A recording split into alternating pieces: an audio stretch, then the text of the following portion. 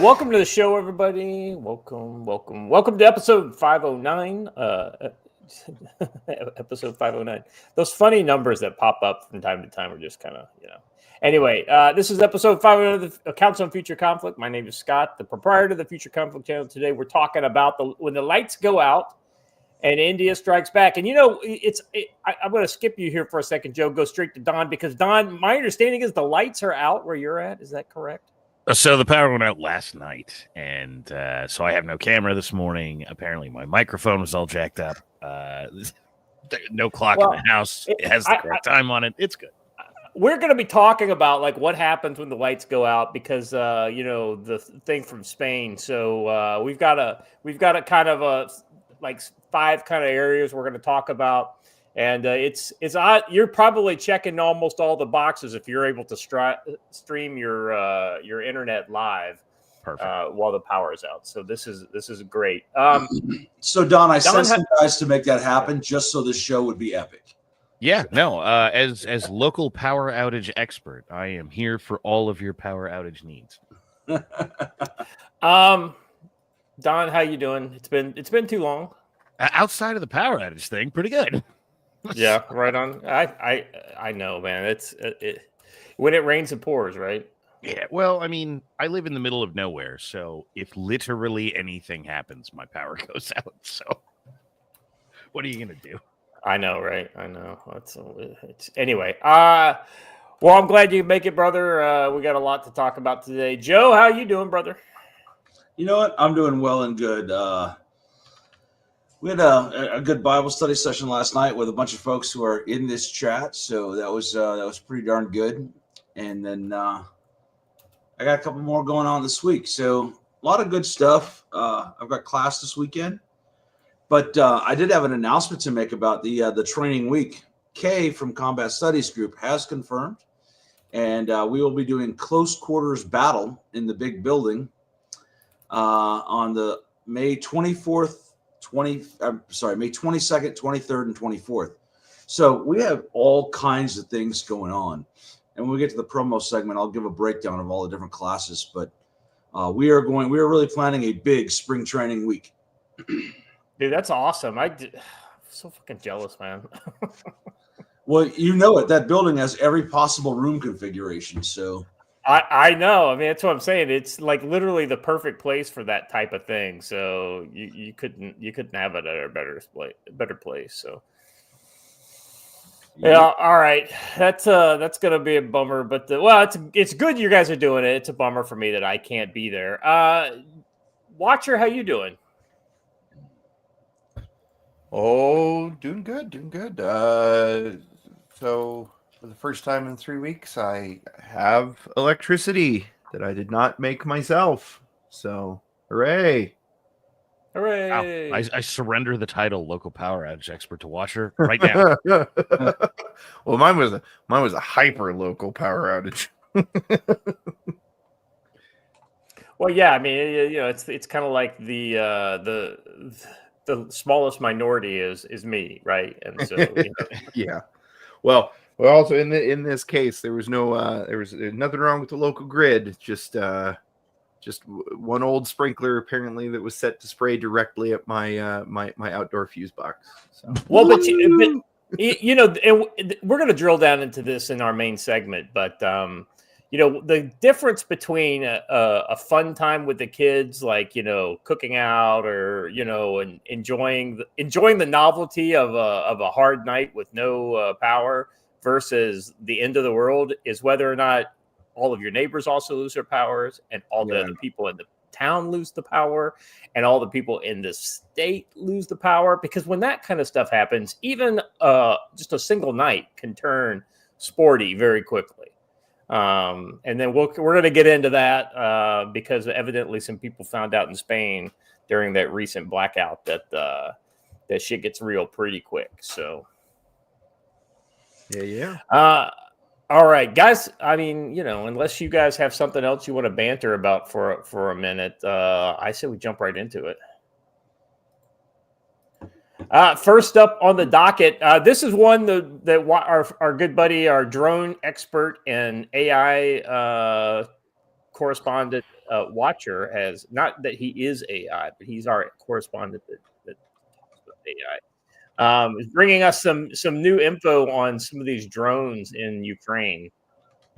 Well, I'm also going to take just a moment to do the little "I told you so" dance, because if any of you were here for the very beginning of this conflict, I in fact told you that we would have AI kill assisted bots happening because of the environment that we were in and the rapid development pace that it was forced to take place because of it.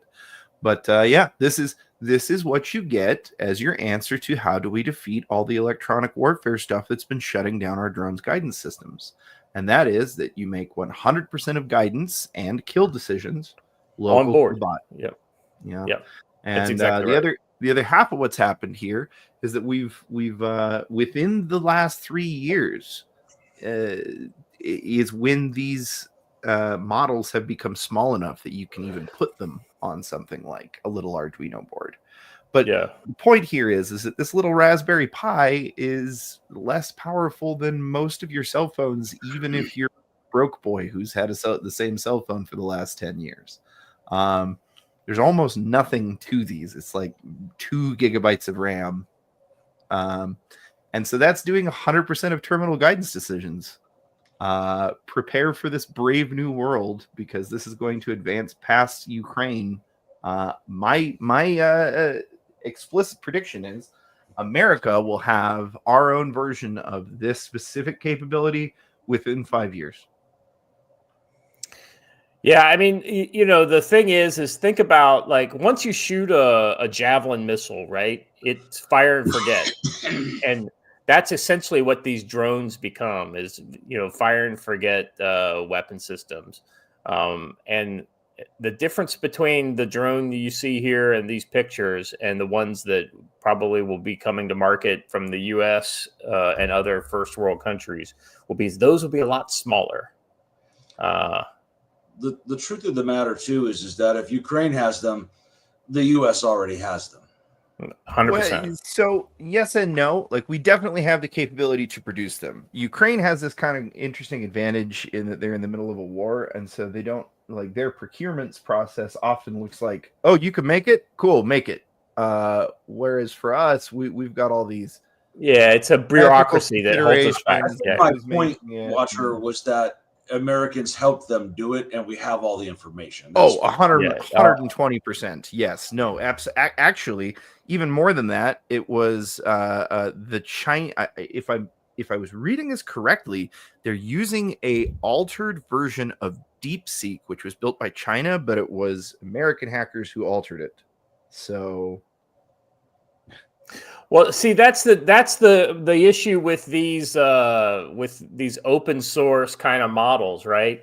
It doesn't matter if they come from the US or they come from China or whatever, but ultimately they're open source. So literally they're free and available for anybody in the world to use. Now, the good news is when it's open source, you know what's in there, and you can kind of use that as a benchmark to build your own defenses around. But the other problem is that everybody can have it. So absolutely true. Yeah. No, this they open source this to the point that even people who have no real understanding of what they are doing can install it and get it done. So at risk of derailing this even further, random PNW guy asked, when do we get radar with microwave cannons to free these things? Funny you should say that, because the United States Marine Corps has just taken delivery of some microwave cannons or big billboard microwave units designed to defeat drone swarms. So, the millimeter wave microwave. It's interesting tech for sure. Yeah, I mean, it's a brave new world, guys. And, if you don't think that an upcoming India-Pakistan war won't feature this kind of stuff very broadly. Talk about countries that actually can afford to and source their own stuff when it comes to this. I wouldn't be surprised if China didn't use Pakistan as hey, we want to send you a bunch of free shit so you can see how it works. Because they've been very close with China for a long time. Watcher, you anything else to kind of to drill down on this? Yeah, I mean, a lot of people are going to point out, hey, if it's an AI that's running completely locally on a Pi Zero, it can't have much capabilities. Brother, you know what kind of capabilities it has to have to do what they're trying to get it to do? Image recognition well enough to be able to look at a man or a vehicle. That's it. That's literally that's it. To recognize a man. Yeah. Like this is not complex stuff that you don't need anything fancy, and that's kind of what they've achieved here. Yeah, if I were going to, it is a brave new world we step into, folks, and the better you have knowledge of how the magical rocks inside of all your magical devices work, the easier time you will have and understand how to defend yourself against their capabilities and defeat them. But yeah, it's not too late to learn. Revenge of the nerds in real time. Yeah, it's not too late to learn. Dig in. Yeah, finally, we've hit that time that everybody was promising back in the 90s where the nerds are actually dangerous people. Exactly right. Yeah, 100% this. Well, in the way of transition then. Speaking of nerds. Well, I was just going to say before we move on, I see on my since we're on drones, and this has not been what I'd call a long topic. I don't mind sharing this. Watch or check this out. I literally was just thumbing through my timeline. The links in the private chat. Yeah. So the only thing worse than AI I haven't drones. read it, but I already saw a name, and okay. Yeah, I was going to say that. Let the complaining begin. The only thing worse than having them chase you down is to be forced to have your wounded body be carried out on one of them. China unveils. Let me die. China unveils world's first medical rescue drone. China has just debuted the first emergency medical drone, a 600-kilogram flying lifesaver built to operate in the world's worst possible condition. Now, remember, he's just basically taking their marketing stuff and parroting it. So, your mileage may vary. But you know what's the absolute worst part of this? Didn't the French do this like 3 weeks ago? I think they did. I think I saw it somewhere else too, but it didn't surprise me that when I saw this, it was China. So you know what is the worst part of this for me? Look at the shape of that aircraft. Yeah, this should be called the Mini Chinny, but it's Chinese, so it won't be. That's right. They've taken the Chinook and they've made it tiny. So. Anyway, I halfway believe that the marketing is accurate as long as the distance flown is like 500 feet or less. Yeah. How far would you trust this thing? It can defibrillate casualties over open water. Yeah. Well, best place to put them. That way you can throw them out and no one will notice. If it were just a UAV designed to transport people from one place to another like this, I could buy it. But this says here it can defibrillate, administer IVs, monitor vital signs, and stream live video in real time, even when operating in extreme conditions. So yeah, I'm not trusting a Chinese machine to administer an IV. Me neither, brother. I mean, there are trained medics out there that can't administer an IV. Some China? This is literally the Wish.com version of the RoboDoc that they were showing on that. I once upon a time in a combat lifesaver class spent like 30-40 minutes getting stabbed in the arm by a guy trying to give me a freaking IV needle, and I had a vein that was bigger than a pencil that you can see. I don't trust this thing at all. That's all I'm saying. Yep. Well, anyway, so let's move on to our next topic here. Something actually, that might impact us. I don't know. I mean, our good buddy Jim referred this one to us. Meeting in Brazil, BRICS foreign ministers failed to issue joint statement. This is like, or the subtitle could read, "How do you know that Donald Trump's trade policy is fucking with everybody's heads?" Opposition from some African nations in the United Nations Security Council, African nations to the United Nations Security Council reform blocked a joint declaration at a BRICS foreign ministers meeting in Rio de Janeiro on Tuesday, exposing divisions as the bloc expands, undermining efforts by Brazil to protect unity.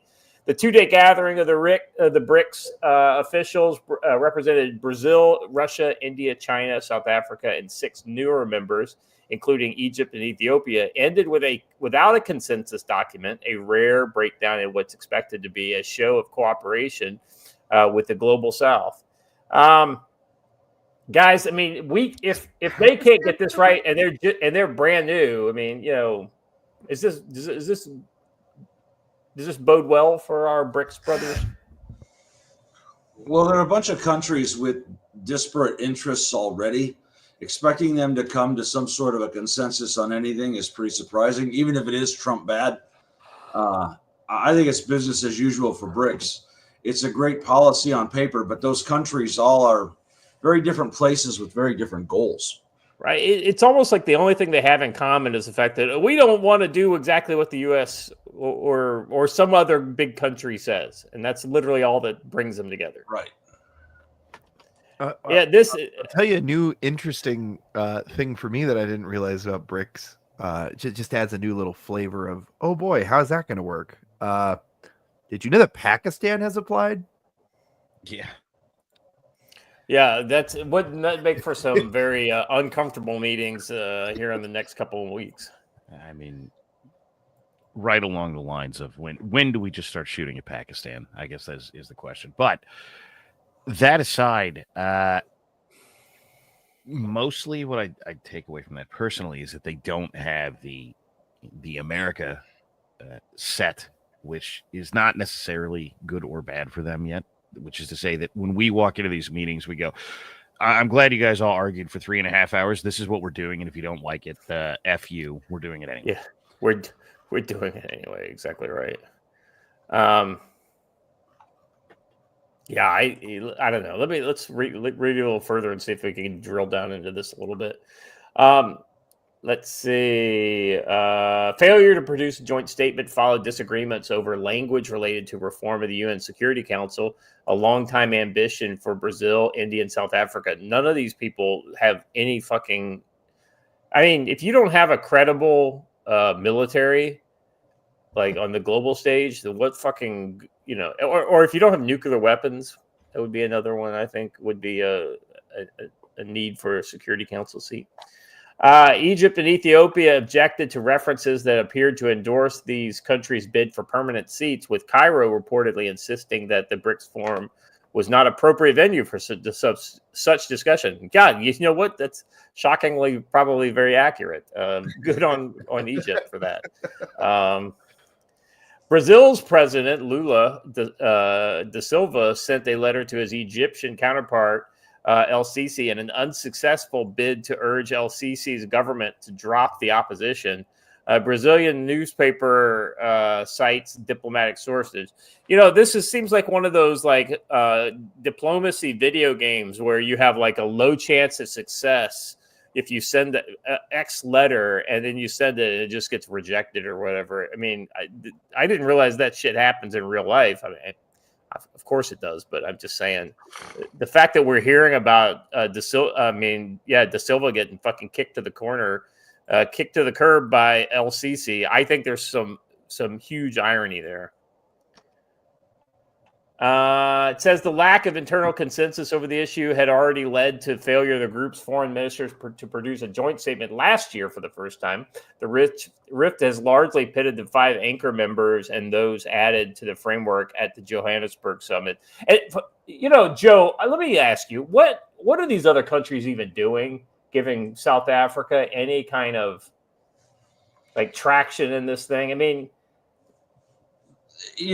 South Africa is the equal opportunity member. right? They're the DEI member. The DEI hire of the BRICS. Oh my gosh! Yeah, Honesty, when South Africa was first admitted to this, the very beginning, they were a bit more of an economic power than they are now. BRICS has been around a lot longer than people think. Yeah, I mean, it started the non-aligned movement during the Cold War, Yeah. So I mean, it's not like it doesn't have any kind of chops. It does. It's just all of these countries have seen better days, with the exception of maybe India and China. Let's be honest, Brazil, South Africa, these are countries that don't have or Russia. I mean, I'll be honest with you, Russia's got some challenges in the future. Well, and honestly, and this is probably not the best place to do this, and I'm not meaning to drag us down a side trail. I'm more meaning to dangle something that I'm researching. But I've been looking at some data recently that it first sounded like copium, and then you drill a little further into it, and China might have like a lot less people than they say they have, like a staggering amount, like almost half of a U.S. worth of Chinese. Do you think there's 150 million deficit? I don't know. That is according to salt consumption numbers, which you can't fake. But we'll go into that another time. Yeah, that seemed like a different rabbit hole, not less interesting, just a different one. Go ahead, Don. Get away from South Africa. The reason that the South Africas and whomever of similar ilk is going to be admitted to these things is that they are the midterm effective usages of both Belt and Road and Mao's go create racial division nonsense that China has been spreading for the past 50 years. So if you have this patronage state that is 100% going to need help because you have blown it up, then you better keep a hold of it. Otherwise, somebody else is going to come help it, and then you will have destroyed this state, and someone else will get to do the normalization, and you won't get the benefits of having broken something. Yeah, that makes sense. I don't know, man. I mean, I get it. South Africa's got the legacy and the BRICS, but I think one of the weaknesses of any international organization, and unless you guys know of one that's better at this than I do, because I've always been very critical of these, is the fact that it's kind of like once somebody gets in, they never get out. It's like they never get put out, no matter what ends up happening, unless the country completely dissolves, which has happened. But for the most part, they never get out. None of this fucking matters. And it's just it turns into a less relevant version of what it started out as. And I think, Joe, you're right. With the BRICS being a little longer in the tooth, I think we're seeing it age out of usefulness. Yep. I'll be, you guys know that when the war started between Ukraine and China, Ukraine and Russia, a little bit of a Freudian slip there.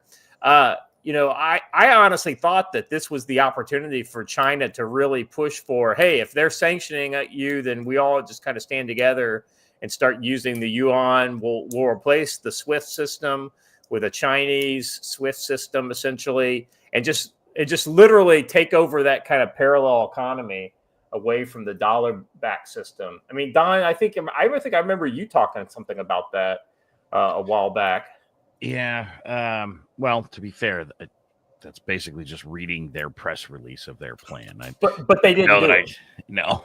But that was the hope, right? Is once you've got, and for those who don't remember all of the panic of yesteryear, but Saudi Arabia bought or sold oil or something in something other than a U.S. dollar, and the global economy was going to come to an end. And don't get me wrong, again, the plan with BRICS, and truth be told, if they flood every single dollar on planet Earth back to the United States, we're going to have a bad time. But they got to actually do that.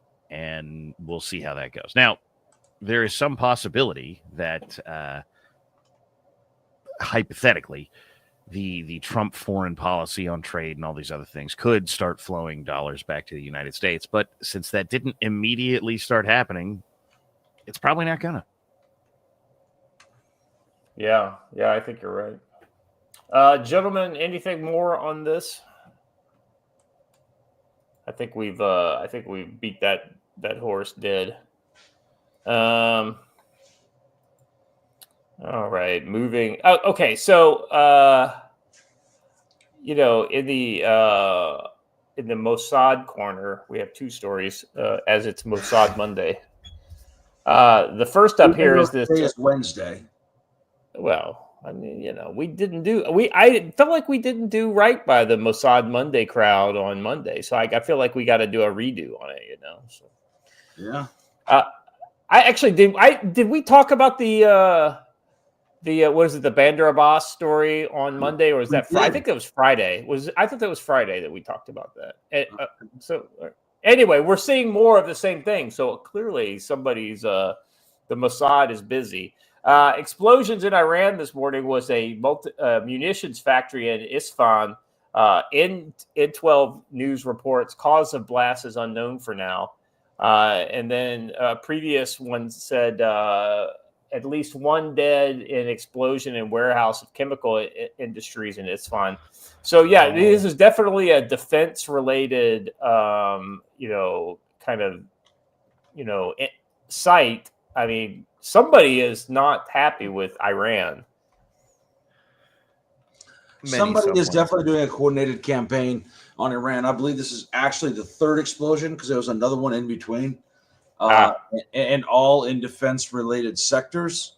So I'm not going to say who it was, but I'm betting they probably speak Hebrew, and they're Yiddish.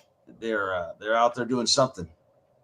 Well, so this account on X has got multiple reports, and so let me just kind of go through some of them.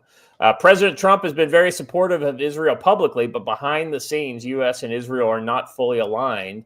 Not on Iran and not on Gaza. Trump's priority is to make deals and end wars, so no attack in Iran or full-scale war in Gaza unless all else fails. That actually aligns with the way I interpret Trump's foreign policy. I don't think that's a ding on Israel. It just shows where somebody who supports Israel very heavily, which Trump obviously does, there may be daylight between what Israel wants and what Trump wants. And so, I mean, it's, deal with it, people who hate Trump. I'm going to defer comment. So, I mean, I'm just giving my analysis on this. I don't know how else to read it.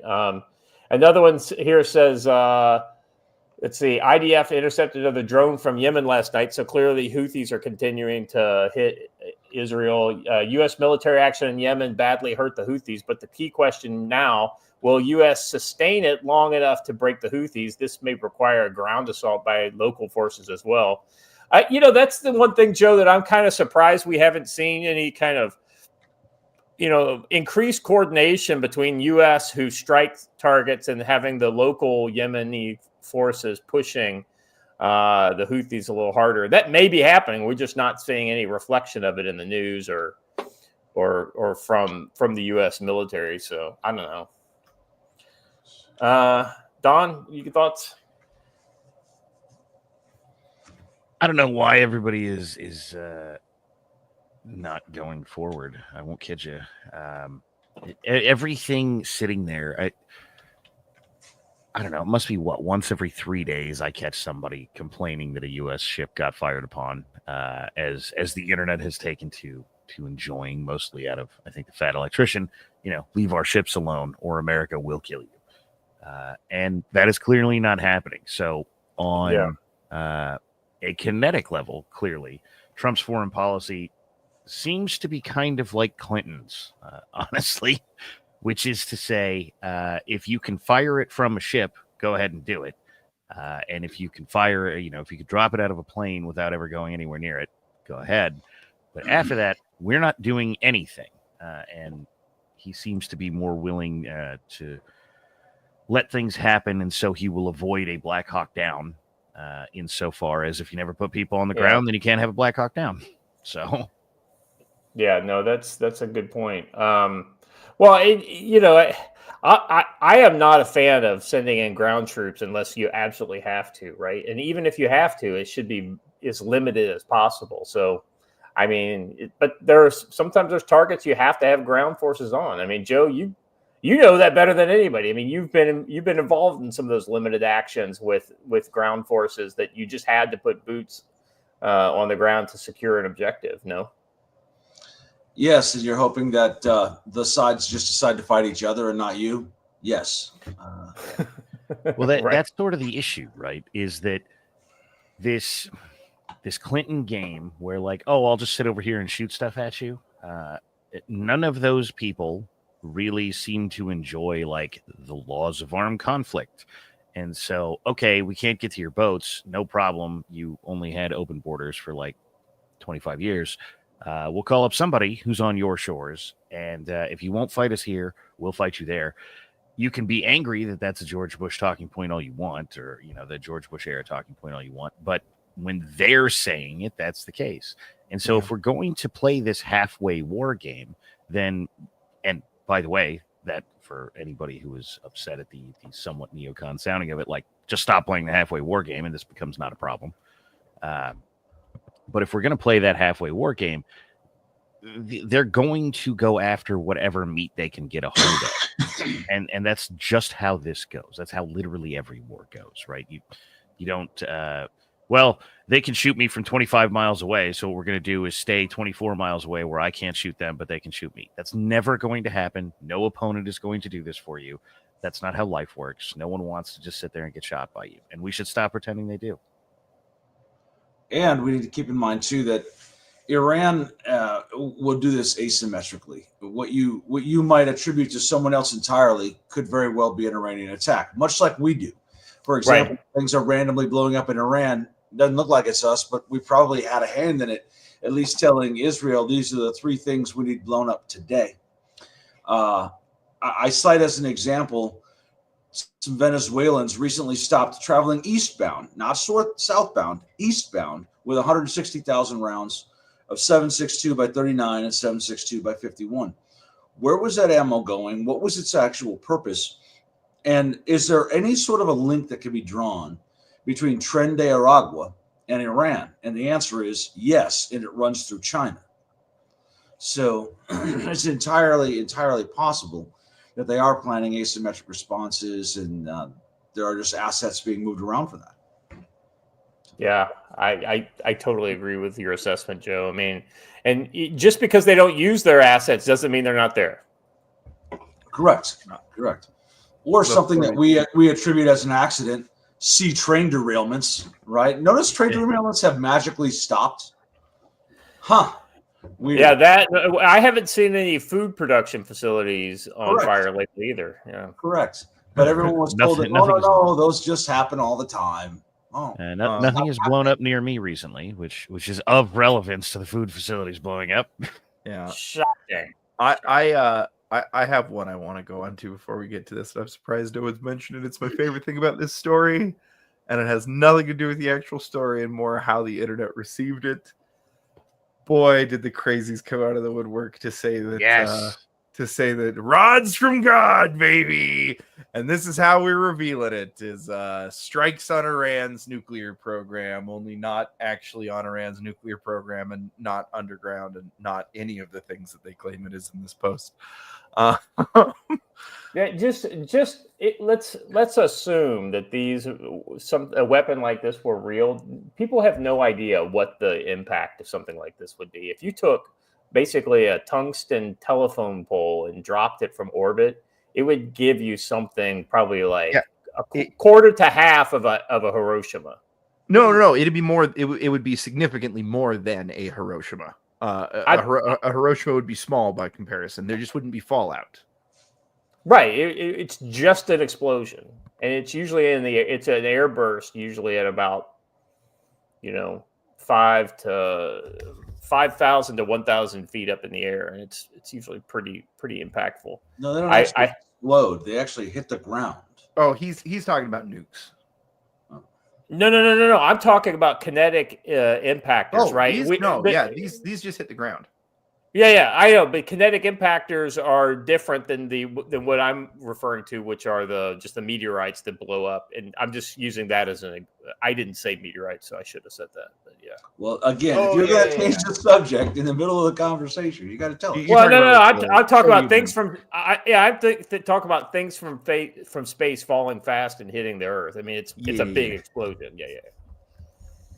Anyway, so that's not what this is. So those people can. But my favorite though, never stop internet. You're the best. Rods from the irony is that I think if I had to put my money on a country besides the U.S. that would field that first, it wouldn't be China. Well, no, it wouldn't be China. It wouldn't be Russia. It would be, I think, Israel. So I understand your thinking there, but here's why I think you're wrong. China is the only other country with heavy lift capacity. So unless Israel was sneaking it aboard SpaceX flights. Yeah. I mean, like Joe said though, with our earlier stuff. I mean, Israel really can't do anything like that without us basically helping them. Along. We just can say, "Hey, what are you talking about? That's not our asset. We didn't do it." Well, yeah, that's true. Anyway. Oh no, they lied about their satellite payload. We thought it was something completely different. Hebrews. All right. I had a friend who said it shouldn't be rods from God. It should be bowling balls from God. Tungsten bowling balls is what you should drop. I was like, all right, moving on. In the same neighborhood as Israel and Iran, but not Iran anymore, we've got some interesting news. I mean, Joe, this is something we've been talking about quite a bit. Has been essentially the disintegration of the good old boys that rolled down from northern Syria and took over Damascus. Sectarian clashes spread around Syria's capital, drawing in Israel. Violent clashes between pro-government fighters and Druze militia around Syria's capital, Damascus, spreads on Wednesday and drew Israeli military into the fray, leaving at least 11 people dead, according to Syrian authorities and a war monitor. The total death toll for 2 days of unrest rose to at least 28 after the latest outbreak of gun battles. Israeli military said that it had carried out a warning attack on the outskirts of Damascus against what it called extremists, said to be preparing to attack members of the Druze religious minority, according to a joint statement by Israeli Prime Minister's office and the defense minister. Just tell me to pause, guys, if there's anything you want to jump in on. Go ahead, Joe. Pause for a second. This is the danger that the Israelis ran into by signing a security agreement with the Druze. Right. So what actually happened was a Druze guy ran up into an area that was not Druze, said some things about Muhammad, then turned around and ran back. And now things have come in and the other side came in and started killing the Druze. So now Israel was forced to get in and help. So you have to be careful in that region making commitments, because those other sects will do everything to use you to take out their bad guys. See American military police operations in Baghdad circa 2003, right? Oh, right. I think they're making mortars in their garage. Nope, it was his rival in some other line of business, and we smoked them for him. So... yeah, I mean, in fairness, it doesn't take much to get Al Qaeda to come and attack you. I mean, right? I mean, the Druze can literally just kind of turn their loudspeakers on, and Al Qaeda says, "Well, that's enough. We're coming for you." But you're probably right. I mean, when you know you've got Israel backing you up, you're tempted to use the big hammer that you've been given. Yeah. Don, what's your kind of take on? I haven't heard your kind of take on the post fall Syria lately. I don't know that I have one that is of particular use. Joe is right. if you've got somebody else who will come and fight your battles for you, that section of the world loves whoever it is that will do that fighting for you. At least until you decide you're tired of fighting for them, and then they hate you. That's how it works. At best, you get to be a hit squad for them if you let them get pretty much any target selection criteria. So, yeah, that's almost certainly what's going on in quite literally everywhere, because it's how the whole region of the world works. Yeah, I mean, it's like, why should you bleed for your cause when you get somebody else to bleed for their cause? Yeah. And look, man, right on back to go to Middle East briefings. I think almost everybody here has had one. Well, they show up late. They don't care about time. They don't care about like getting things done, blah, blah, blah. But they're very interested in what you will do for them. And that is not just true about building bridges or, having meetings or whatever. It's true about killing people. They're perfectly happy for you to kill people for them. Yeah. Well, I mean, let's be honest. I wouldn't be surprised if Israel, if this might be a fight Israel is actually spoiling for a little bit. I'm not saying that they want it. I'm saying that this is one of those kind of things. Oh, just give us an excuse to drop bombs on Al Qaeda type situation. Yeah. Well, and look, make no mistake. Whatever you do or don't think of them, Israel is perfectly happy for that entire place to fall into being a giant war zone, marginally for their own survival-based reasons. Hey, if you guys are killing each other, you're not killing us. And marginally because we like to do things like go over there if they're having a problem and kill everybody. So, yeah, I bet they are spoiling for the fight a little bit. Yeah, exactly. Well, I mean, especially if they can stir it up and then kind of slink back across the border and be like, all right, Druze, let us know if you need a little bit of help. We'll give you a little bit of help, but that's about it. Yeah. All right. Anything else on Syria you guys want to share before we move in to the next segment? Al Qaeda is bad, okay? I mean, okay, Al Qaeda bad, okay. Actually, there's a lesson from Syria, which we're never going to learn, but we should. Which is to say, no matter how much you dislike a Middle Eastern dictator, he's probably keeping a lid on that place in a way that nobody else is gonna. Yeah, right. Joe, you were proactive this morning on sharing out the X feed. I wonder if our good buddy Don here has shared out the show on X yet. What do you think? Indeed. Yeah. All right. Good deal. All right. I haven't seen it. I was just looking for it. I didn't see it. I saw Joe's. We're live. Time now. Indeed. Yeah. Well, so since account is privated, more people see what I post, as is traditional on that website. Yes, but it's only more. It's not actually the people who follow me. Amen, brother. I mean, we do what we can. All right, let's jump into our sponsored segment here. Joe, let me do the brush beater story first, and then I'm going to throw it to you because yours the perfect lead-in for today's main topic today. So let me push pause on you and do this. All right. So on today's segment about prepping for the Lights Out event, that's what we're kind of talking about with our main topic today. Whether it's a cyber attack or an EMP, we're proud to spotlight our ongoing sponsor at Brush Beater Store, equipping you to stay ready when the grid goes dark. At brushbeater.store, they've got the gear and know-how to keep you connected in a blackout. Their handheld radios like the Baofeng and CB setups are built for off-grid comms, perfect for coordinating when cell towers fail. Want to master those tools? Pick up the Gorilla's Guide to Baofeng Radio by MC Scout, our good buddy Matt.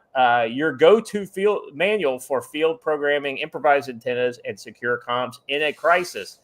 For hands-on training, their 2025 radio RTO course teaches you tactical radio skills under austere conditions with classes in North Carolina, Missouri, Montana, and more. Check out brushbeater.store /collections/training courses to sign up before spots fill. Use our exclusive code CFC10 at checkout for 5% off radios, the book, training, or any other gear. Orders over 10%. Orders over $100 shipped for free. Visit brushbeater.store to prep for the worst. Huge thank you to Matt, the owner, for his continued support. Head to brushbeater.store, use code CFC10, and stay connected when the lights go out in your neighborhood. All right, let's get back to the show. Joe, if only I had a series of books that told me what to do. Yeah. In case all that were to happen, maybe you could tell us about some. I could, but first I want to make two quick comments. Number one, once you are fully retired, you have a calling to work at the Price is Right, because that was exactly a Price is Right promo for a product that is on the stage. Fantastic job. Well done. And then come on down. The other thing is that Brushbeater has recently launched the Kyber Pass Optics Company. Interesting. Got some help with our Kyber Optics. Got some help from Haley Shane over on Twitter on branding and all of that. I have a Kyber mini dot optic on its way, so I will be letting you all know when it comes up how it is. I got to decide which platform it's going to put on, because I have some stupidly expensive optics on everything, and this Kyber one looks like it beats all of them. So we will. Is it a pistol or is it a rifle platform? Yes, it is a very low profile one that can go on either. Okay. Kind of like a Romeo, like one of those Romeo 3 deals or whatever. It's the Kyber MDO on his website.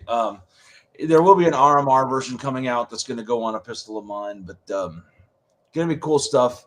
We will check that out. And Racing Psychosis, yes, Scott wrote that ad. He gets to claim it all. Anywho, if you live in Europe and you're watching this show and you're like, gosh, my power is out, so how am I even watching the show? But if there's only a way I can be better prepared, there is a book series called the Tactical Wisdom Series that can help you. And ironically, sales have been a little bit rough. So if you all know anybody, put them out there. Put them onto my books. Get them set on the right thing. Militant Roots, stand by. I'll answer your question in a minute. But yeah, check out the whole book series, starting with the baseline training manual. It will get you started in the very beginning. I'm going to be writing an article this week about, hey, here's some lessons learned from the power outage and maybe some suggestions you should have. But the book series will help you. The last thing I wanted to mention is our spring training week has gotten better. We begin the week with Matt's RTO course that Scott just talked about, learning how to use your radios in that sort of an environment, followed by the SIGINT course, which is taking that skill and then using it to gather information on potential hostile parties in your area, and also how to protect your information from being exploited. Then after that, we got a couple classes, the 22nd and 23rd. Matt will be doing night operating, where you're going to zero your rifle with a night optic, whether it's an IR laser or thermal or night vision in general. And we're going to be engaging targets and doing an actual fighting carbine course at night. During the day, the 22nd through the 24th, Kay from Combat Studies Group is going to run a CQB course. We'll do a day of shooting, and then the next 2 days running through our big giant building with every possible room configuration and doing room clearing drills and all that kind of stuff. So really, really good stuff. And then the 23rd to the 25th, I will be running a community security ops course. In the midst of all that, we will have Texas Border Rescue or Juan Gringo in our chat talking about how they applied community security ops to what they were doing at a ranch on the border. So going to be a full week, lots of things going on. And doing stuff. I see Blaine has entered the chat and says, I helped him with Land and Sea Book yesterday. I answered one question. I'm not that helpful, but I did try. So to answer Milton Roots' question, anyone tried the Blue Dot Optic? Yes, I have the Lucid E7 on something here, and I actually love it. As I get older, the blue is much easier to see. Way better at night. stands out better than the red or the green. Sometimes at night, the red is too bright and the green is not bright enough. So the blue is good. The blue also works exceptionally well with thermal and night vision optics. So it's a very nice sight, the Lucid E7. Very good. Yeah, I was just looking. I'm on the brushbeater.store right now, and that Kyber Optics NDO. That looks like it'd work pretty good on like an M4 platform, something like that. Maybe like with a riser, and then you could throw a magnifier behind it. It'd probably that's what I'm actually thinking. One of mine has a Lucid on it. The other one has a really nice prism on it. So I got to decide which one I want to take off. So. Yeah, I mean, all of my like gun stuff is all like at least 10 years old, and most of it's about 2012. 2012 is about when the last time I bought a bunch of gun stuff. So I think since it's about time, and the reticle is pretty similar, maybe it's time to retire the classic EOTech 512 that resides on my Delton, which is now out of business, on my Delton 15. Yeah. So yeah, I've got a 512. That's the AA battery one, right? Mm-hmm. Yeah, I've got one of those too on my M4, and I actually deployed with that. Yeah, I got the nod safe one. So it was more expensive. I just remember it was like a couple $100 more expensive because it had a nods usable light. So all right, let's go on then. So anyway, both the brush beater ad and Joe's kind of promo for tactical-wisdom.com are the perfect lead-ins for segment 1 here today. And it's called The Lights Go Out, right? And so let's hit this thread first, because this guy says, okay, I was in Spain when the lights went out, and like this is what I saw, right? He says, I was there in Spain when dark. It took less than an hour for panic to set in. Cash became surprisingly worthless. Here's what actually happens when the systems breaks. And of course, there's a community note here that says, cash did not become worthless, as dozens of replies to this note. Cash was widely accepted as the only currency during the blackout. Right, which is what this is a proof that people will argue about the dumbest things on the internet. Right. Of all the things he said, that was the least consequential, and everyone wanted to be up in arms over it. Yeah. Well, and the irony is that cash would be king in the first hours of a blackout or something like that, because everybody's normalcy bias kicks in and says, oh, well, the lights will come back on soon, so sure, I'll take $100 for this thing. Why not, right? But Joe, what do we find out when the lights don't come back on in 48 hours? Are you going to trade a $100 bill for a bag of rice? No, if you have that fucking bag of rice, I'm keeping the fucking bag of rice. You gotta come with something way more valuable than a $100 bill that I don't know when I'll be able to when the bank might not be open.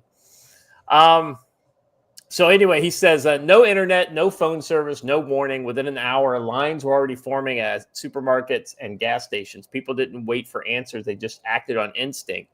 Then the rumor. Somebody said it was a cyber attack. Others said UK, Germany, France, Italy, Netherlands, and Greece were also hit. There's no way to confirm anything. Fear spreads faster than facts. I went to grab supplies. It didn't matter if you had cash. Stores couldn't give change. If you only had a €50 bill for a €5 item, you either handed it over or walked away with nothing. I didn't have a radio at home. The only way to get updates was to walk to my car, turn on the radio, and listen there. It was only working source of information. One thing became obvious. The more centralized the system, the more fragile it is. The Iberian Peninsula's interconnected grid turned a local issue into a regional blackout within minutes. The power eventually came back, but the illusions didn't. It doesn't take days or even hours for society to start unraveling. It takes minutes, especially in the modern society that we have today. Decentralize what you can. Keep basic tools around. Don't assume the systems you rely on will always be there. Yesterday made that very clear. And I think this is all very, Joe, I mean, like you said, nothing controversial in what he's saying here. Right. this guy is clearly not a prepper at all. So his observations are completely valid because that's exactly what he faced, right? Right. So this is something that I said last night. It's only the modern society that considers prepping to be weird. Our grandparents were preppers; they just didn't call it that, right? Right. So when my grandfather was alive, he taught me that you should always be growing food no matter what your socioeconomic condition is, because you don't know what tomorrow is like. You should always maintain the ability to secure your own property. You should maintain the ability to stay in touch with your people. And back then, that was just common sense, because those people lived through the Depression and they knew that things can change in an instant. And we like to think that our society has evolved and progressed so much, but actually our over-reliance on the free flow of electrons has made us that much more fragile and more vulnerable. And more importantly, it's made our people weaker. As recently as the 50s, as I point out all of the time, every man in America knew how to fish, hunt, camp, and could do so with way less gear than we require now for a comfortable camping experience. Yeah. We've gotten soft, we've gotten worse. So let's address some of his issues. Radio. We talk a lot about getting radios, but it's not just for staying in touch with each other through the VHF, UHF radio part of it. That's important. But what else does a Baofeng radio have? It has an FM radio receiver. Right. It will listen to commercial radio. So it's good to have for that perspective. You turn it on, you find a commercial radio station, listen to the news that's being given out, provided they have power. He said something, too, about rumor moving faster than facts. I talk about this all the time. And in his outstanding book, Chaos, Dr. Preparedness, who used to be on here, he's been on here a couple of times, Dr. Dave Preparedness, safety doc. He points it out, and there's a chapter in there I wrote about it, that during the COVID crisis, rumor spread faster than fact, because no matter how many facts came out, the rumor was juicier and more fun to believe, right? And it's more conspiratorial. And that is a real danger that can lead to panic, especially when in this situation, the rumor was mixed with fact. There was a series of power outages in the United Kingdom and France the day before, caused by who knows what, but there were several overload situations in the UK and France. So that kind of fed right into the rumors and sent people over the top. Don, I mean, what did you hear in this that kind of rang the most true, or maybe something in here is a little contrary to what you would expect in a situation like this in America? There's basically nothing in there that's contrary to what I would expect. It will go almost exactly the same. On the other hand, the primary question I am left hanging on is, was J-Lo dead? And was there serious concern about such things, which for some reason he left out of that description. That said, the prepper thing. So I found a book from, I don't know, the 70s or something that's online that I don't think says prepper anywhere. In fact, it's the Survivor Volume 1 or something like that. Yeah. And it is pretty unironically like, hey, we live in a world where things happen, so this is all the stuff that you need to just be able to get by if you can't go to town for a month, right? It is much less what would come 20 years later of, but the preppers and their bunkers and all this other kind of nonsense, which, look, in the 70s, it's not like people weren't building bunkers just because of nukes, but, and by the way, plenty of rumor related there. If there is any mindset that you which probably got skipped over for all of this, intel that you are getting when things go wrong, if it does not in some way relatively in the next 6 hours affect you, don't care about it. Okay. Yeah. If the lights go out around you and like, but the power's out in Europe, I could not give a shit less if the power was out in Europe, if someone literally paid me to, if the world is falling apart within the nearest 100 miles. All right. Yeah. To hell with Europe. Who cares? Well, I mean, so I got some points here for us to kind of talk through. Just these were things that kind of came to my mind that I wanted to get your guys' feedback on. So they were in no particular order: critical supplies, backup power, comm strategies. Like, are there EMP and cyber protections that we can take for critical systems, like in our local area? And then just in a little broader community preparedness. So let's just hit critical supplies first. Joe, okay, like let's assume it's not a permanent, like, end of the world, lights out situation. It's something that is unknown from 24 to 96 hours. What would you make sure you had on hand for that kind of 24 to 96 hour situation? And this is starting from zero, not for guys like us who have already got spam food, right? I would start there. Amen. Amen.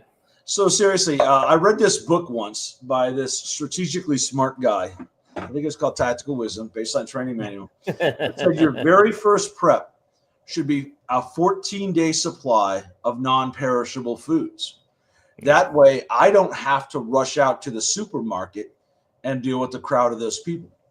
I think, yeah, but I like a lot of protein. Well, you can get canned protein, see Spam, or packets of chicken, packets of tuna, whatever you've got.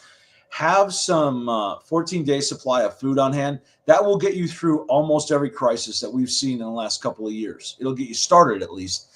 So you don't have to be part of the crowd right away. Spain, being a modern Western society, has the same problem that all modern Western societies do, in that the average urban dweller has 24 to 48 hours worth of food on hand. And so when the lights went out, everyone looked in the refrigerator and thought, well, that food's all going to go bad. I need to go to the grocery store right now, which would only contribute to the problem more. Food. 14 days is your immediate goal. One growing season is a good intermediate goal, 6 to 9 months, right? Enough for you to be able to grow food and get through until you can produce your own food. You can never, ever, ever store enough food, but you can work on your ability to get through a growing season and then be growing food. And batteries are an expendable item, and you need lots of them. Joe, I mean, another good one, I think, that's easy because a lot of times people find themselves out on the road, right, a lot. And so it's like, oh, I can't take my home preps with me. So what do I do with the car, right? So I think one of the best kind of car food items to have in there, and just replace it every year, every 6 months, or fuck you just eat it, is peanut butter. Like a jar of peanut butter. It's got protein, it's got fat, it's kind of like, it's like if I had to take one little thing of food that's this big, it would be peanut butter. It also makes an excellent fire starter when necessary. So it is flammable. That's right. Weirdly, to back that up, do you know what peanut butter was invented for? No. This kind of thing. High protein meal supplementation for people who didn't have teeth or were unable to chew for one reason or another. So it's literally like a medical meal replacement. I thought Washer was going to go into one of his weird, OnlyFans things. So, okay. Well, I quote Joe Dolio when I say, I'm glad your opinion of me is so high. Nicely done. Very good. What else? I mean, comms, clearly, Joe, that's one thing we talk about here a lot. I mean, let's just kind of go from the basic. I mean, the Baofeng radio is a great thing to have, but I mean, they don't even have to have the Baofeng radio. They could just have, if they've got some old GMRS or FMRS radios hanging around, those are shockingly decent for around the house, maybe down the street, that type of thing. I mean, there's a lot of options. Well, yeah, and any radio is better than none. And radio, it's not so much about the unit itself. It's about geography and antennas. The higher I can get and the better my antenna, the longer range I can reach, even with a cheap little radio. But you got to have all kinds of things. And let me just say once again It's an excellent case for a solar power system. And it doesn't necessarily have to be one that powers your whole house, but like a solar battery bank, like I talk about on Twitter nonstop. I just posted one this morning. For $1,000, you can get two 200-watt panels and a really good power bank. You need something like that in order to charge your devices, even if it's just your radios, or maybe to run just the bare minimum to get you through. You need something, some sort of power generation ability. If I may, I just got done off of this for 2 weeks. There are 3 things I suggest you do immediately. One of which is go buy either like those all-in-one batteries and inverters that Joe is constantly spouting are definitely the way to go if you got the money to do it. If you don't have the money to do it, you want the same capability for slightly cheaper, look into some of these lithium ion or lithium ion car-sized batteries that have, I think I've got one that's got 250 milliamps, and you just toss your own inverter on there. A little harder to manage, but more capability for the same amount of bucks. Definitely get solar though. I'll tell you right now, for 3 weeks, our solar, like we have a generator and that's all well and good, but generators are expensive to run. They make a lot of noise. There's a lot of considerations that you have to have around them. The solar was just something I could have the kids run out. We've got a window that leads right out onto the roof. And I just, every morning we'd have the kids go run the panels out. And then at night we'd haul them back in. And we were collecting, I've got 1,800 watts worth of flexible solar panels that go on my roof. So we were running the fridge off of it during the day and stuff. Highly, highly important. The ability to just be able to, like, if you're in a really tight situation and the world is in a bad place, like when I was going down to Puerto Rico to help them after Hurricane Maria, we found out really quickly that the guys with generators, people heard the generator running. They'd swamp that place. People would come and steal it. You'd have armed gangs come and then steal the generator. When we set people up on solar, it's silent. As long as they were taking good practices around who they allowed to come over and when those people came over to charge their devices, generally significantly more secure. So, yeah, get on in there, guys. It's for having all the little miniature battery banks to run your phone and all that is important too. And listen, all those battery banks, the solar ones, you can also, in a pinch, if you need it in a hurry, because solar power takes a long time to charge, you can take them. They generally come with a car adapter plug. Oh, you can put them in the front seat of your car, start your car, and plug it in. That way, it doesn't sound like you're running a generator. Anybody ask you what you're doing? Oh, I just have my car on so I can listen to the radio. Yeah, and a quick note there is look into which battery pack you're buying too. Some of those battery chemistries, when you plug them into a wall, will charge quickly, and some of them will charge over a 24-hour period. It takes freaking ever. Get the ones that are the fast charge so that when you have the ability and you have power, you can suck as much down into that battery pack as you can. The anchors that Joe's constantly sharing generally are all fast charge. Yeah, I keep mine all full all the time. And listen, when you start running those, first of all, to get a quality one, stick with bigger names: Blue Eddy, Jackery, EcoFlow. Don't start getting into those weird Chinese ones that are like 37 vowels and 2 consonants. Stick to established names and brands. And then 2, think about camouflaging it when you're using it. Don't just put the solar panels out in your front yard. Get them in your backyard, get them hidden a little bit, something around them so that the casual eye doesn't see what you're doing. So sorry to derail, but somebody mentioned this, and this is just important to me. So as a former full-time RVer, I will tell you that there are things you can do that make this not true, but you actually have to put time and attention into making your generator box in such a way that the sound is channeled in a direction where it's safe for that sound to be channeled towards. There's a lot of considerations you have to take that you don't have to take with solar. Yeah, when I do home preparedness reviews, the first thing I always recommend is hiding your generator. Yeah, and muffling your generator. So, right. Well, the thing I was going to tell you, Joe, say about the generators, Joe, is that A lot of times, you can really deaden the sound of most generators. It's just a matter of kind of building up around it and, directing the sound channels up, versus, out into the world. Right. Yeah. And one of the things that we saw a lot, in Iraq was because we had these huge fucking meg generators and things like that.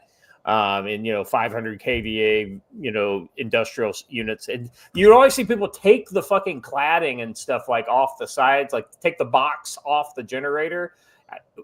Don't ever do that. I mean, because that deadens the sound, that deadens vibration, and also keeps them cool. It allows because those things are designed so the heat circulates through there in a way that cools the generator faster. There's a lot of kind of generator 101 stuff that people kind of go against, but and as long as we're here, this is important, and it is something to pay attention to. When the power goes down, even small lights attract attention. You have to be very careful about letting people know what advantages you have over them. I've said that a lot. Like if your power's been out for an extended period of time and everybody in your neighborhood's losing weight and you're not, they're going to come and ask you why at some point, right? They're going to want to know why you have food. The other thing to invest in that is great, and Militant Roots said solar water heater is clutch. A solar shower. It's essentially a black bag with a shower head attached, so you can have a warm shower when there's no power. The thing about no power is there's generally means there's no water, and what water you do get is not pure. So have the ability to purify water. So can I make a quick recommendation on the waterfront, by the way? If your house has a well, the most clutch thing that absolutely allowed my family to still live in this house over the last 3 weeks, that's the difference between us having to be in a hotel and us being able to stay here, was the fact that we had previously, several years ago, installed a hand pump onto our well. I can't recommend that highly enough. Also, get yourself some upper body workout, bucko. Yeah, I envy all of you people who can do that. Militant Roots here says solar water heaters clutch. No, here's the thing that's crazy about this. Solar water heaters are way more energy efficient than like PV panels, like even high efficiency ones, because the amount of electricity it takes to heat water is so much more than what you would do if you just use solar solar panels, solar water heaters on the roof. And it's old tech too. It's just tubes, black tubes in a box that you go back and forth or whatever. You can build this yourself. If you have a set location, you don't even need to go out and buy one. You can build one. The old RV resort that I used to work for there for a while actually had one that heated their pool. So Yeah. I mean, it's that easy to do. So, Anyway, that's kind of. Go ahead. One more thing. I got a really cool item in the battle box last month, and I probably should have had it out for the show. But it's a battery operated shower. It's essentially a hose and a shower head with a pump in the middle. You stick one end of the hose in the water, and it generates the pressure and gives you a shower. It's very small and mobile. It fits down into a little box, so you can carry it with you. That's clutch, man. Having a shower. Oh, I'm gonna need me a link for that. Janine Rogers says, or if they smell your BBQ every night. Yeah, and so that's one of the reasons why in the apocalypse the smoker is no bueno. Oh, yeah. Here's another one that we've talked about on multiple occasions, but let me just say, two things that you should absolutely have is a gas stove. Oh my God, that was literally the main heating for our house, apart from the wood stove in the basement. But the gas stove, being able to just pop it on, and we could still cook even though the power was out without any other kind of considerations. Get yourself a gas stove immediately. And then the second thing you should definitely do on that is that you can make it so that your gas stove has a switch over, like an emergency switch off, so that you can use larger, like 100-pound propane bottles to put pressure down your lines if the lines are down for long enough where you lose gas pressure. Now, here's my question. Now, most stoves, will they actually run on propane? I don't think so. Will they? They will not run as well. They will run. Generally, what you have to do is they make burner swap outs that give you more gas, if that makes sense.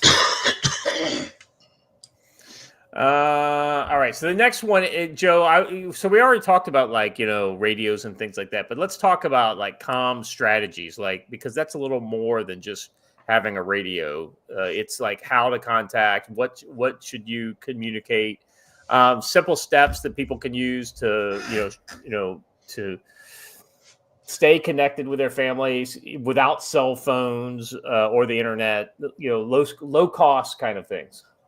Well, the first thing I tell everyone to do is get you something like a Baofeng because they're cheap. They're dirt cheap. They're like $30. There's no reason that everyone in America shouldn't have one. But then you have to carry it. You have to have it in your vehicle or have it accessible. I keep one in my backpack. I have the wife keep one in her backpack. Do something like that. And then have a policy that, hey, if the power goes out, we're going to check in with each other on the radio, right away. Now, you can't always do that because of distance involved, but you can try. And if you've got a whole network of people, you usually have someone that someone else can check in with. Even if it's just two people checking in with each other and then another two people, there's at least some accountability. You have a sort of a radio tree, much like a telephone tree.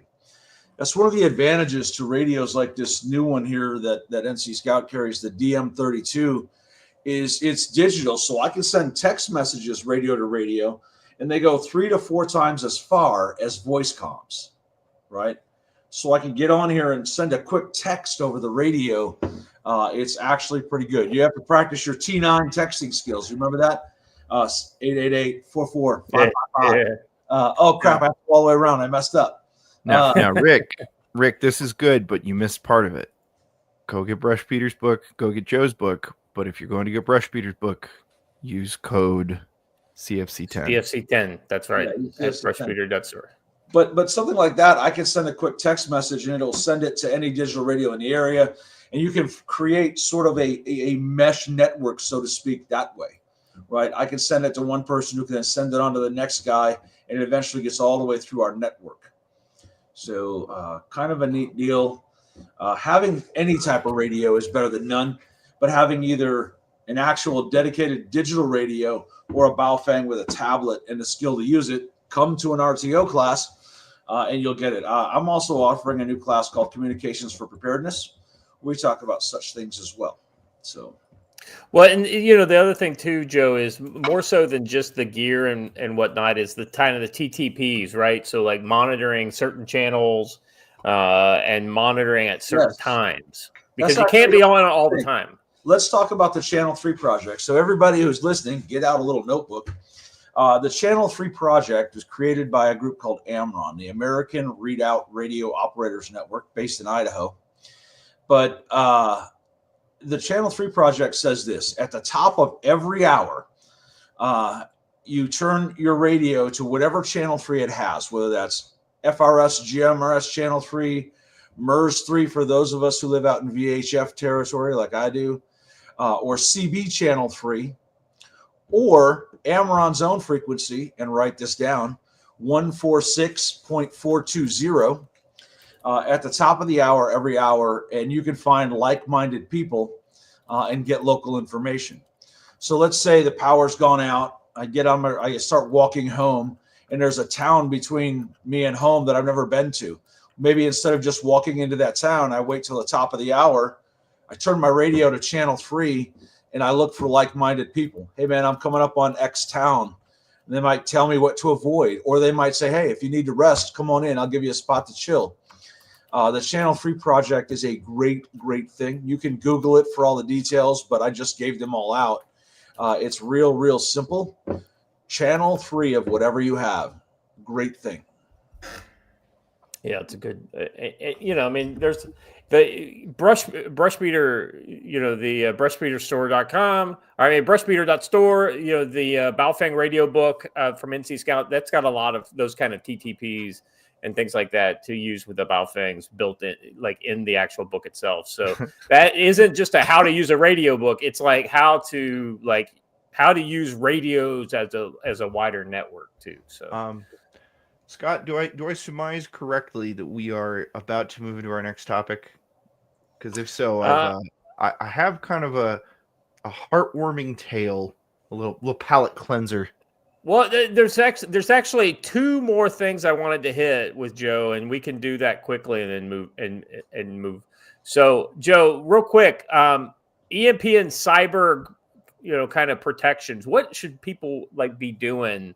You can't EMP you can't tell your whole house into a Faraday cage, but should there be some backup items that are just kind of like, hey, I'm going to buy these as extras just in case? I will say it yet again. Silent bags, Faraday bags. I could put some radios in that. I could put my phone in it, things like that. One of the biggest things that you can actually start doing to protect yourself and prepare yourself for the mental shock of things is wean yourself off of your phone. Yeah. That should be step one. We're so interconnected as a society right now that we frequently go to leave the house and go, oh my gosh, I forgot my phone. I have to go and get my phone. Well, listen, until I was about 25 years old, I left the house almost every day without a phone because that just wasn't a thing, right? It just isn't. It just was not a thing. My first car phone was in a giant backpack kind of thing, and I had to stick a giant antenna on the car in order to use the phone. So maybe start weaning yourself off the phone so you're not as impacted by it. Start living in your house without every light on and every TV on and every modern appliance going. Sure, we're going to have our refrigerator and our stove and all that, but maybe don't have the all of the lights on. Walk around your house in the what is it, the grayish light that you have in your house during the day. Try doing all those kind of things. Put electronics in Faraday devices, unplug things from the wall that don't need to be plugged into the wall, because this whole outage was caused by a irregularity in voltage, allegedly, in the lines. If things aren't plugged into the lines, they can't be damaged. So just start trying to unplug as much as you can from modern society. Of course, I say that on a show on the internet. I get the irony. I totally do. But anyway. Well, I mean, let's be honest. I mean, we're not saying you can't use a phone or you can't use the internet and things like that. But what you're saying is that just make sure you've got your mind ready to operate off the grid versus just you can have all the stuff to go off the grid, but if your mind isn't ready for that, I mean, it's going to be a hell of a learning curve for people, even people who know how to use all the gear they have. So all of us here on the show have the benefit of experience. We have all been in parts of the world that are collapsed societies, and we've seen what day-to-day life looks like in that. So we've got kind of a prep for it, right? We've had to go weeks and months where you couldn't just hang out on your cell phone, right? You had to do other things and all that. But the average person in Western society has no idea what the rest of the world looks like. And the rest of the world doesn't have consistent power 24 hours a day. Right. The rest of the world doesn't sit around and watch TV 23 out of 24 hours a day, right? Yeah. So here's your hip pocket test for this. Take your phone, leave it on your nightstand for one day, and if you feel your leg vibrating, put your damn phone down. Yes. Way more permanently. You know the irony, right? When I first got a high level job, we had to be attached to our phones constantly. The phantom vibration is a thing. Yeah. It absolutely is. And here's the funny thing is I don't ever get it anymore because I don't ever talk on my cell phone. I refuse to talk on my cell phone. Well, I don't call people and I don't get calls because I don't put my, I get the thing I'll more likely to get is signal messages, that type of thing. It's shocking. You've got people in the Army using Signal to do their business. So. Listen, several people even in the chat will attest to this, that you can call me. I'm not going to answer the phone. I'm going to text you about 2.5 seconds later and say, what do you need? That's true. I don't know. I occasionally get random messages at odd times about odd things. Random message from Scott. Talk me out of this. Can't do it, bro. Cannot talk about that. By the way, where's my link? Because I want. See, that's how you talk him out of it, right? Buy it, said it to me. That's right. That's exactly right. I'm gonna be sending this to your address, Joe. Now it doesn't mean it's yours, but I'm not saying you can't wear it until I get there. I don't know how many times she's gonna fall for that, because when your radios arrived, I was like, "Those are Scott's," and she's like, "Uh huh." I'm like, "No, these radios are Scott's." And she goes, "Uh huh, sure."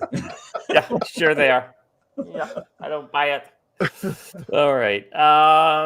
So, hey, the final thing, and before we move on from this topic, I think this is important. We talk about it a lot, but I think this is one of those kind of things where if you had this in an event like what happened in Spain, it would make the difference between everything, right? And that's community preparedness, right? It could be a group. It could be talking to your neighbors. It could be like if you're living in a cul-de-sac, getting everybody on the cul-de-sac on the same page. I mean, this is what turns an event like this into a little bit of a block party from an uber anxious kind of like, oh God, is this for 12 hours or is this for 12 months? Because that's a big difference. Joe, real quick, if you would just kind of talk on the aspect of community preparedness, and not like high end stuff, like nationwide, statewide, regional radio networks and things like that, but just like, hey, I'm the only prepper on my street. How do I, let people know that these things that like what happened in Spain is a great opportunity to go next door and say, hey, by the way, did you see what happened in Spain? I just want to, give you this information just in case something like that happens here. Well, a great book that talks about that is the Civil Defense Manual by Jack Lawson. Jack's a good friend of the show. He really gave me a big boost when I started this whole thing, and he's a great guy. But he recommends that you do exactly that. When a world event happens, you go around to your neighborhood and start chatting with them about these things. And you don't talk to them immediately about preparedness or community defense. You just say, so what are some of the things we can do together to be more ready for something like this? A great example to use is the Western North Carolina situation, right? They had a low probability event that has now had a high impact. Low probability, high impact is our biggest threat, right? Because nobody thinks about these things. And then when they happen, they're screwed. So you start talking about those things, and that gets you started and on the path. Then 2020 was a good year because you could go to your neighbors and say, hey, what are we going to do if one of these giant protests comes down our street, right? And you have to know your neighbors before you ask that question, because some of them might say, well, I'm going to get out and stand with them. Well, put that guy on your target list. But the other side is make sure you write down the not trustworthy list too, right? Right. You have to start having those conversations now. This is a classic example. So, hey, these people weren't ready. Maybe we as a community decide what we can do to maybe block off the road and keep people from looting our houses, right, and things like that. Just start small. Then you'll find that there's probably a lot more people interested than you are. I recommend this too, and I've mentioned it several times in my blog. Go for walks around your neighborhood and look at what people have on display on their cars and on their houses. People with the American flag, probably your people. That's pretty rare these days. Guy with SIG stickers on his car, talk to that guy, right? Yeah. Except ask him first if he has has 320 or not. If he's got a 320, go the other way. Ask him to leave it in the house. But people with gun stickers, pro-freedom, whatever stickers, these are the people you need to talk to. The other thing I do is during a short-term power outage or severe weather, walk your neighborhood, see who has a generator running, see who was already ready. Those are your people to start talking to. And then they can help you build out into the other neighbors. Yeah, no, I think that's actually a really important point. And Joe, one of the other things too, if they've got those stickers and then they're receptive, then that's where you say, hey, buddy, you might want to take those stickers off your car. That's how I knew to come talk to you. That says free gun in this car. So yeah, exactly I said that last night as we were driving around Kalispell. I'm like, hey, there's a free gun in that car. There's a free gun in that car. And somebody said, Gene Rogers says, get your barter team together now. Yes. So my buddies down in Kentucky that Scott has met already has agreements with all the neighborhood farmers. Corey's a security expert. He's not a farmer, but he lives in farmland. So he's already made it. You've been there. He's already made agreements with all of those farmers that he and his people will help them protect their food in exchange for food. Make those deals now rather than trying to build trust when there's no trust because there's no power. Man, we need to hook up with Corey again when I get back. That's a cool guy right there. Interesting guy. Interesting. Yep. Yeah. Don, I want to pull you in on this. I mean, I know you got a little different perspective. I mean, you're out in the fucking sticks. What does community kind of preparedness mean for you in your situation? So, actually, as all of this was going, I was thinking, man, just move out to the freaking country. Because between me and like my 6 closest neighbors, which is probably like a 5-mile circle. Mm-hmm. There's I raise chickens. A couple other guys around here raise chickens. There's goats. There's cows. Know all of these people. Do not bring any city living habits out to the country. And for everybody who lives out in the country, they're going to be laughing immediately at that because, like, staring out your window and talking shit about your neighbors just doesn't fly out here. So 9 days out of 10, everybody who lives out here is living like this already. I am probably the odd one out insofar as I have a tiny generator. I've got a couple of guys out here that have those, the 1,000-watt giant diesel generators that are attached to stuff. But quite literally just know your neighbors, because to the tune of like almost 100%, if you live out here, people are building something, they're raising something, they're, whatever it is. If you're the new neighbors, for my new neighbors, I understand you've never lived in the country before, and whomever is working on moving out to the country, please listen to this. I understand you've never lived in the country before, and we get it. You've never been allowed to shoot in your backyard. However, the sun does go down, and the rest of us work during the day, so please shoot when the sun is up. That's all we're asking. I was going to say that just kind of reminds me, the irony is that in a rural society, you have a lot of people, like most of the people are kind of pretty ready for this type of situation. It's all varying degrees, right? Like some people are really ready and other people are like, oh, well, I'm not ready, but I'm pretty resilient, so it's no big deal. But the other thing too, is that you've got prepared people who are fucking assholes out in the country. Yes. Right. Because in more kind of suburban life, the preppers are usually Christian, and they're usually very kind of open and friendly to other people who are looking to have that kind of a mindset. But when everybody's a prepper, even the assholes are preppers out in the countryside. So that's another thing that's a little different. And those the assholes are going to be the ones who are actually turning into the raiders in a really bad situation. So what really seems to happen, having lived through a few iterations of new neighbors now, is that people come out here out of the city and they are giant dicks for the first year or so.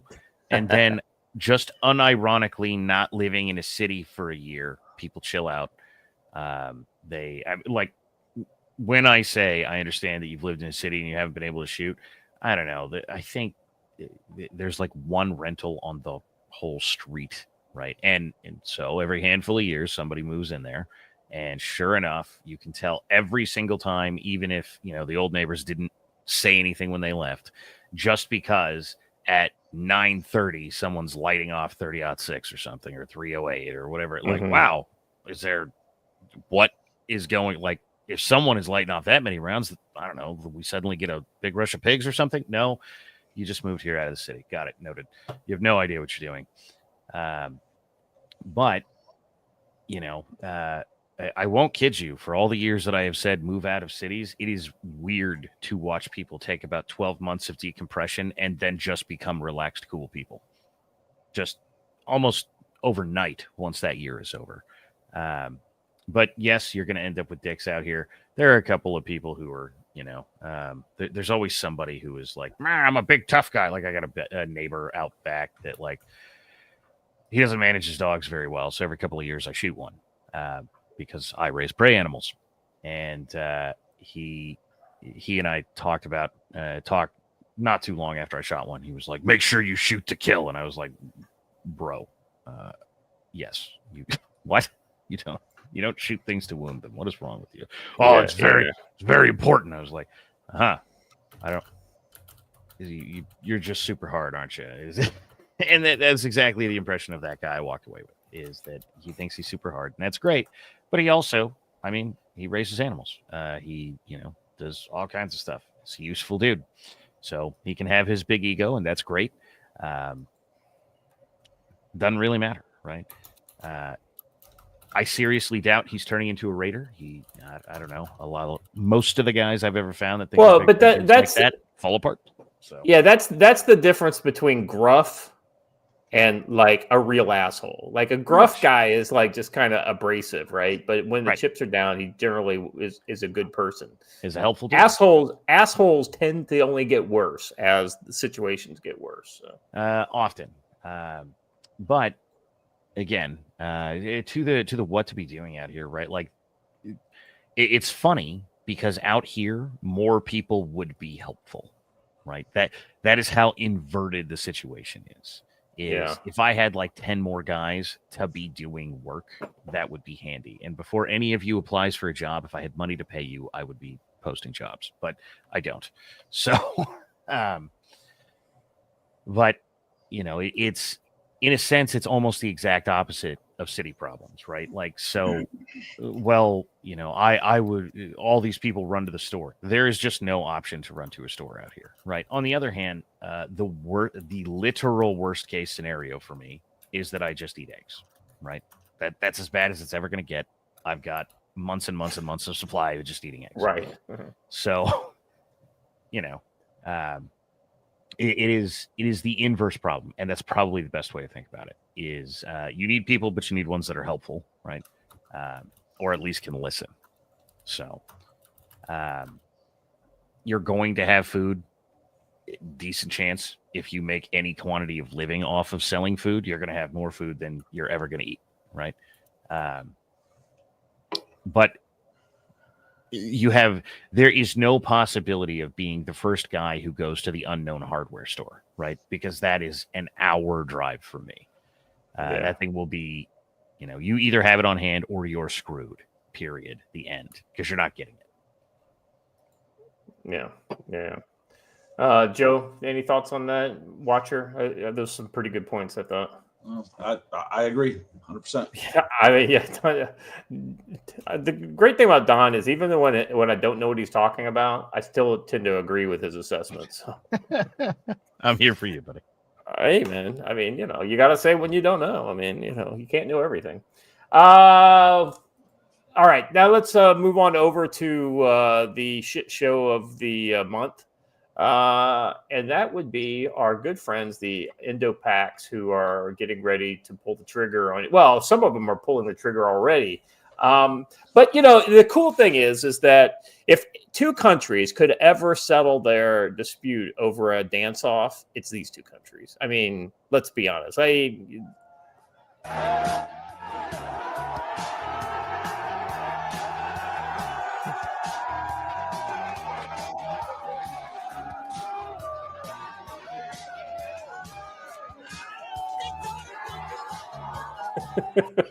I love this.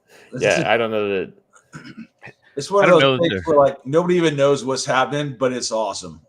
Either way. So given that they've had like a century-long dance-off, I don't think they're actually going to solve their problems with it. I know. That's the sad thing. They've been trying. I guess the point is they've been trying to do a dance-off for the last, who knows how long. But it hasn't worked, and thus they are shooting at each other. Before we go any further, a joke literally just for Don. But when did they import Polish roosters? This is weird. I thought the same thing. Yeah. So here's my question, right?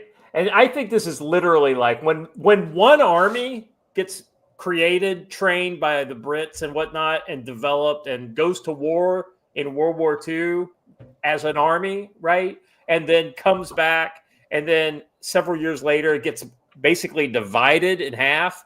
And like, okay, you guys go over here and you make a new army, and then the other half of the army goes over here and makes a new army. And it's literally like if you took the Marine Corps and you made a North version of the Marine Corps and a South version of the Marine Corps, and then forced them to kind of like do a you mean like Hollywood Marines and Swamp Marines? We already did that. Yeah. Here we go. And dare I say it, but Hollywood Marines are the better of the two. Well, Joe, when you're right, I'd argue, but I can't. San Diego is the best place. But a lot of people think that was actually in the Kashmir and Jammu region. That's actually the city limits between Dearborn and Dearborn Heights. I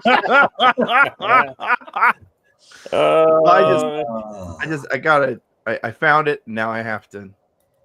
Who wore it better? Yeah. Same vibe. Absolutely.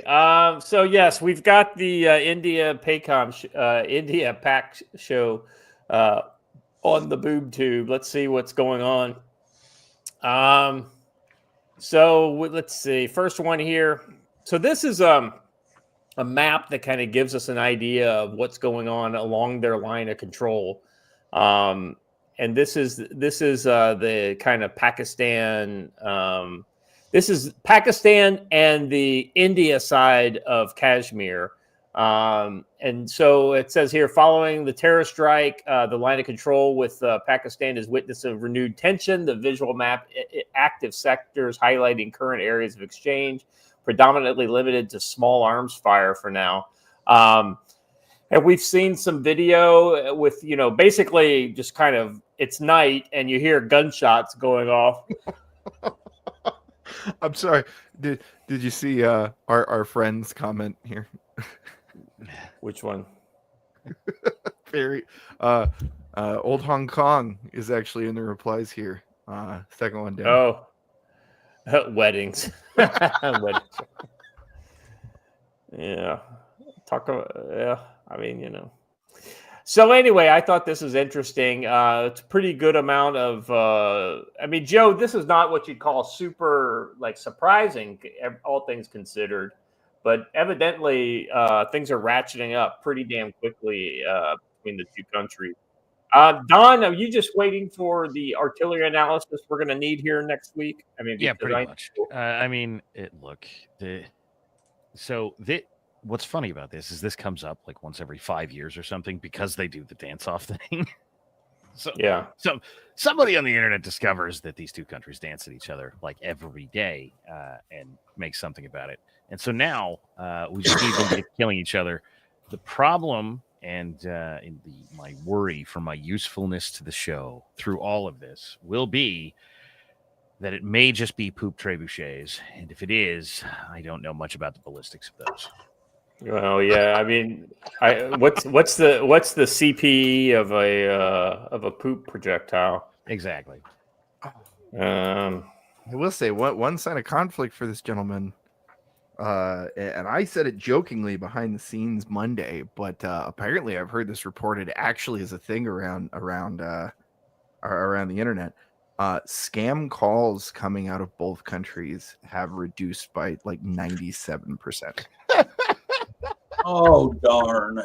I think it's because they're trying to set up new call centers in different countries. They're like, man, this is not good for business. We have found the Ukrainian cam girls of India. Right. But I don't know that the Ukrainian cam girls of India are going to end up on Mallorca or on, in some other kind of equally fabulous locale. Probably not. All right, let's. So this next one is this is what's kind of going around the news from last night. Everywhere, Pakistan says is intelligence suggests Indian military action likely soon. So within, I guess it was yesterday around noon, they were saying within 24 or within 36 to 48 hours or so. So We're probably inside of 24 hours if that's the case, if Pakistani intel is correct. Pakistan said on Wednesday it has credible intelligence that India intends to launch military action soon as tensions between the nuclear-armed neighbors escalate following a deadly attack on tourists in India, Kashmir. Let's see, the Islamic. Okay, so we already talked about that. 26 people were killed. India has identified 3 attackers, including 2 Pakistani nationals, as terrorists waging violent revolt in Muslim-majority Kashmir. Islamabad has denied any role and called for a neutral investigation. Hindu-majority India accuses Islamic Pakistan of funding and encouraging militancy in Kashmir, the Himalayan region. Both nations claim in full, but rule in part. Islamabad says it only provides moral and diplomatic support for Kashmiri demand for self-determination. The old rivals, born out of the partition of British colonial India in 1947, have taken measures against each other since the attack, with India putting the critical Indus Water Treaty in abeyance and Pakistan closing its airspace to Indian airliners. Pakistan said it had credible intelligence that India intends to carry out military action against it in the next 24 to 36 hours. So that was yesterday. So this morning probably would be when they would start taking moves. India's foreign and defense ministries did not respond to requests for comment because it's probably true. In a statement released early on Wednesday, Islamabad said it condemned terrorism in all forms and will respond assuredly and decisively to any military action from India. Modi has vowed to pursue and punish the attackers. India's cabinet committee on security, consisting of Modi and his interior, defense, foreign, and home and finance ministers, also met on Wednesday. Local media reported it's second session since April 22nd attack. Hey, let me ask you this, guys. Do you think that Modi's thinking, like, if Israel can get away with absolutely, just cratering Gaza over the October 7th attack, is he thinking maybe I can, like, get away with some pretty heavy-handed stuff here? Or do you think this is literally going to be a PR war, like some artillery rounds, some air clash, maybe some gunfire, a couple deaths on both sides, and then, hey, let's call it a day? Where are you guys at on this? I think the declining world situation means that people like Modi, who at his heart is a stout Indian nationalist, and more than that, an Indian supremacist, I think that he's saying, look, nobody else in the world is being constrained by the world's rules anymore, so I got to get mine. And he knows that going against China is a losing proposition for him, but Pakistan's actually a pretty easier nut to crack than China. So he may very well just be thinking now is the time. Yeah, I think you're not wrong. I think this is an opportunistic type of thing. But I don't think India false flagged it. I think this is something that the terrorists kind of gave India on a silver platter. No, but I think you could probably resolve the Kashmir problem here. Right. I think that you're probably right. Like, literally, if we can seize Kashmir, then they would cleanse it. I think they would ethnically cleanse it. But that's what you do when this kind of stuff happens. I mean, what is only in the last 50 years that ethnic cleansing is like a bad thing. Don, talk to me about the virtues of ethnic cleansing. Oh, yeah. Just kidding. Well, I mean, I'm just going to I don't seriously agree. do that. Don, what do you, well, I mean, honestly, I think that's what's going to end up happening on both sides. I think both of these sides have no tolerance for each other. Yeah. But what do you think's likely to happen here? No, I think the combination of those two things is 100% on point. I know that you cannot say ethnic cleansing in 2025 and have people do anything other than go, oh my God. But you're 100% right. I mean, a lot of those people hate each other. Back to that Indian supremacist discussion. They hate each other because not Indian in this case. That's good enough. Mm-hmm. But also that those two have been feuding for the past forever. And so, yeah, if they're taking over that space, dear local nationals, run now. We are going to re-enter, as long as things continue going the way they are, the era where the rules of war and all the nice things and everybody feels good. We debate about whether or not 7,500 dead over 20 years or 13,000 dead or whatever it is some massive travesty. That is going out the window if we keep going as we are. And for everybody who has ever argued with me about that, right? Iwo Jima was 20,000 Marines in a month died. All right. The numbers of dead people at the end of wars used to be gigantic. And if we're not going to do the late 20th century play by the rules of war that very clearly seems to be on its way out, then fully expect when people take over territory, everybody dies. Because I can't have you here anymore. Thanks for building me this house and looking after it for 25, 30, 150 years, whatever it was. House is very nice. Now step in the backyard so I can shoot you in the back of the head. And that's how war has been conducted forever. Or they will refugeeize the entire populace. All right, get your shit and get the fuck out of here, that type of thing. Yeah. Let's remember, too, that to Don's point, what happened in the Battle of Bukhara Market or the Battle of Mogadishu, we lost 19 people, killed close to 2,000 enemy fighters. But what did we do?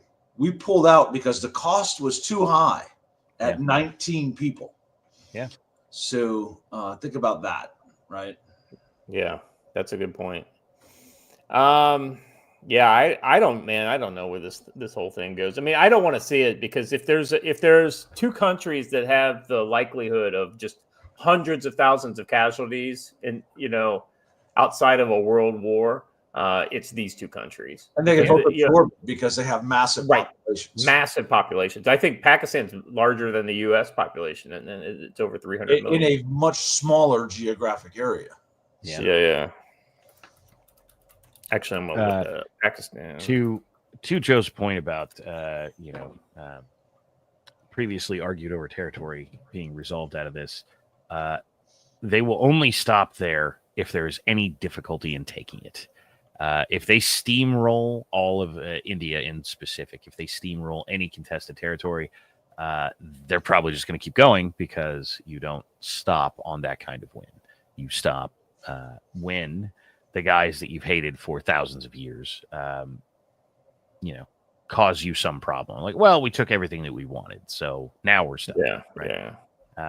So in the world of why everybody is going to be fighting to the death all the time, it's pretty much that, right? Because everybody over there knows it. They all know that, hey, if we just let them have this, it's not ending there. Because no one over there thinks that way. It's not, hey, we're taking whatever you took from us, whatever we have been arguing about. It's, well, take what you can get. And that includes your whole country, if I can take it. Well, so there's 240 something million Pakistanis, right? I mean, when you have those kind of numbers to burn, I mean, I hate to say it, but that's what these countries tend to do. Pakistan's got one of the youngest populations in the world for a country with a large population. So there's a lot of surplus men, if you know what I mean. A lot of truth to countries with surplus fighting age males going to war. Yeah. So, there's a question about will they go to nukes? Pakistan has made a comment in the last 24 hours that said they reserve the nuclear option if they feel that their existence is at risk. They believe that if Balochistan declares its independence, their existence is at risk. So that's an important point. Well, and then Guy Vermectin here says CRISPR ethnic warfare is something that keeps me up at night. You want to know somebody who's already looking heavily into this? It's a Chinese. If the Han Chinese could figure out a disease like a virus that had like a high death rate for everybody except ethnic Han, they would absolutely do it, I think. It's almost like COVID-19 was genetically engineered to affect certain populations more than others. Weird. Crazy. Anyway, but yes, yeah, that keeps me up at night as well. But what the fuck can you do about it? That's when I say that's when you just kind of pull the stoicism card out, and you just don't worry about stuff you can't do anything about. All right. So this is speaking of Balochistan. We have this as our final post for the day. Pakistan's gas supplies from occupied Balochistan have been cut off by the BLA. Suez gas pipeline has been blown, which supplies gas from occupied Balochistan to Punjab, Pakistan, from where China purchases it. Yeah, I'll be honest with you. The what is it? I can't remember. The whole Balochistan thing kind of I scratch my head on because I focus on the Taliban for so long, and the Taliban, the Quetta Shura and the TTP had groups inside Balochistan, but this BLA I don't know much about. The Balochistan Liberation Army, just fighting for the freedom of their autonomous zone, much like the Kurds. They want to and probably should rule themselves, but neither India nor Pakistan really would like that to happen. India will support them because it's a thumb in the eye of Pakistan. Right. But when push comes to shove, India will not full on support Balochistan independence. Yeah, I mean, I just don't like. I guess I just don't know much about that area to know. Are those ethnic Muslim? It's just an ethnic Muslim kind of separate population that's culturally it's not so distinctive. much Muslim as tribal. Yeah, but they are Muslims though, so you get all that goes along with people being Muslim, right? Like blowing up pipelines and such, and not getting along with fellow Muslims. Right, that's correct. Speaking of ethnic cleansing, all right. By the way, this is kind of just an aside. Have you guys seen all of the stuff going on? I guess Texas is becoming aware that it actually has a Islam problem, and there's been a lot of stuff being kind of talked about with that. Have you guys been tracking, or I know Don, you're down there, so I'm curious. Oh, I'm pretty far from there. I mean Texas, probably. Yeah. So, dear everybody, Texas really is pretty big. I am closer to Oklahoma City than I am to the Muslim city. What's the difference? More straw in teeth as opposed to sex with goats. Yes, gotcha. Anyway, what's your kind of take on all this hubbubaloo about it?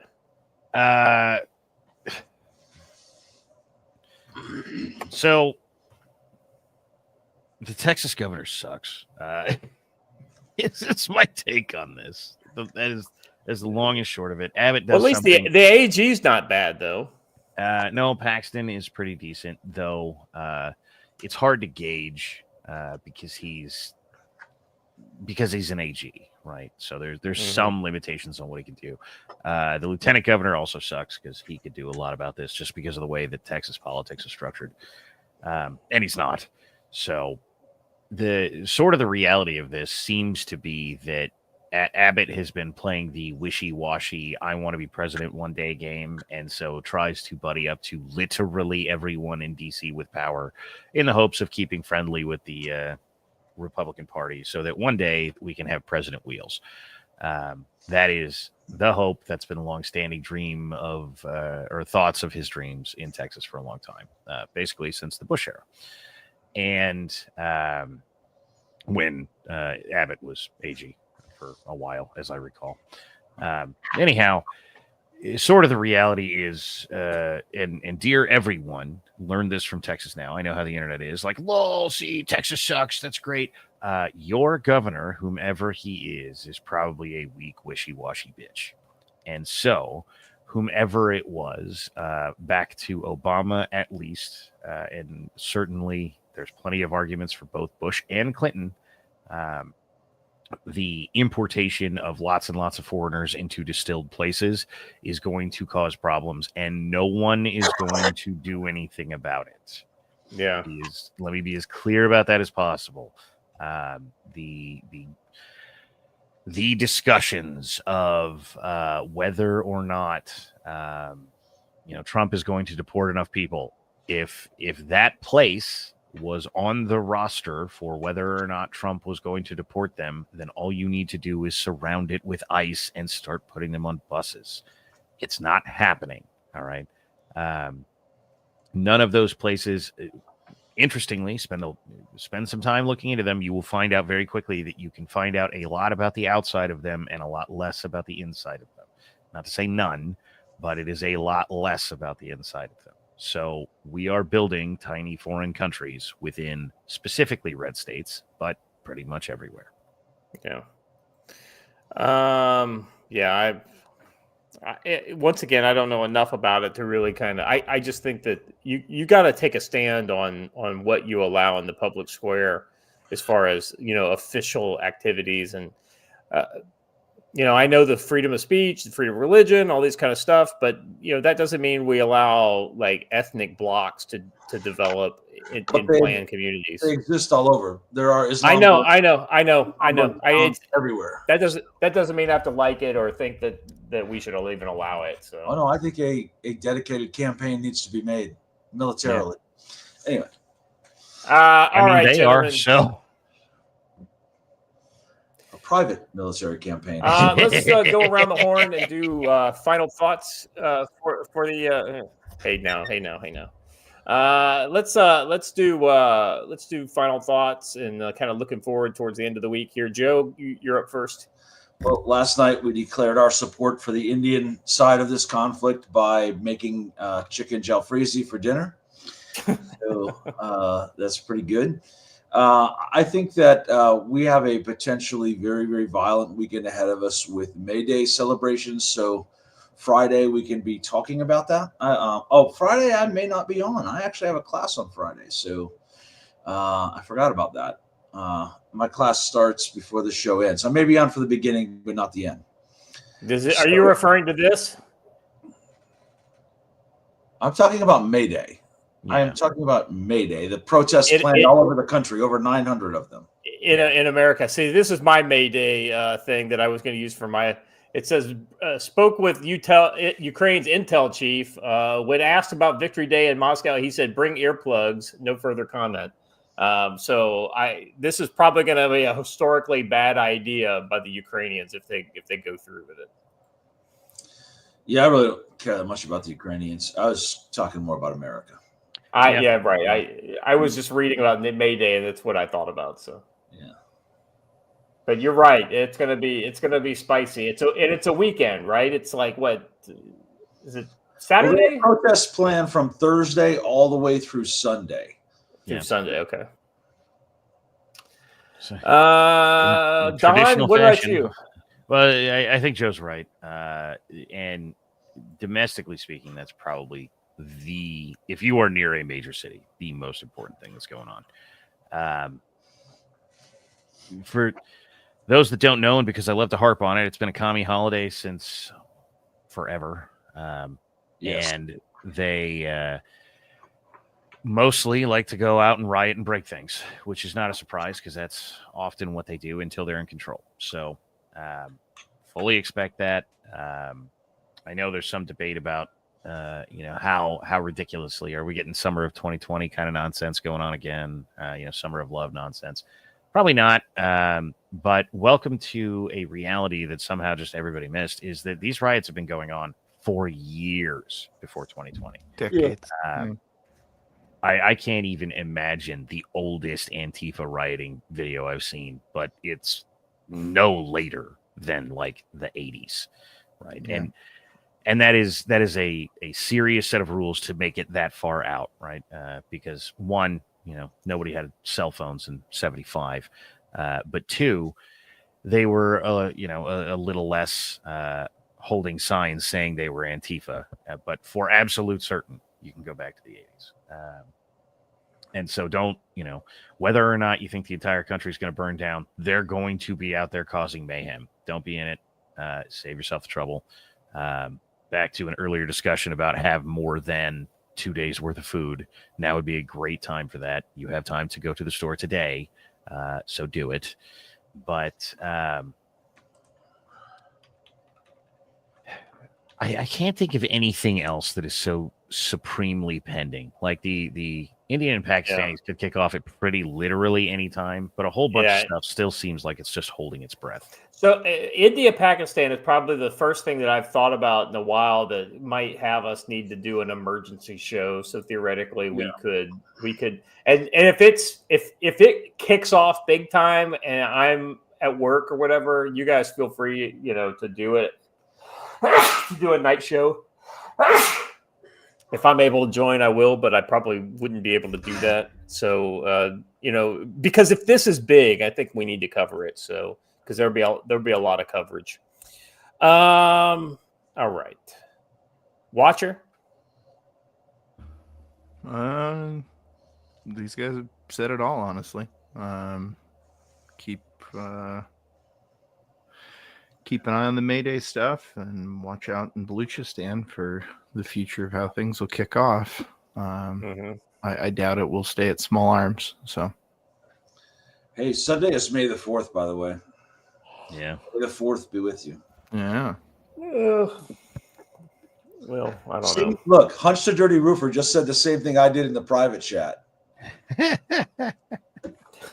Do we need a special intro video for literally right there in the private chat is our outro. If y'all want to know who's going to win this, you have to watch this music video and you'll know who's going to win it. Yeah. All right. Gentlemen, that's all I got for today. We did the full show.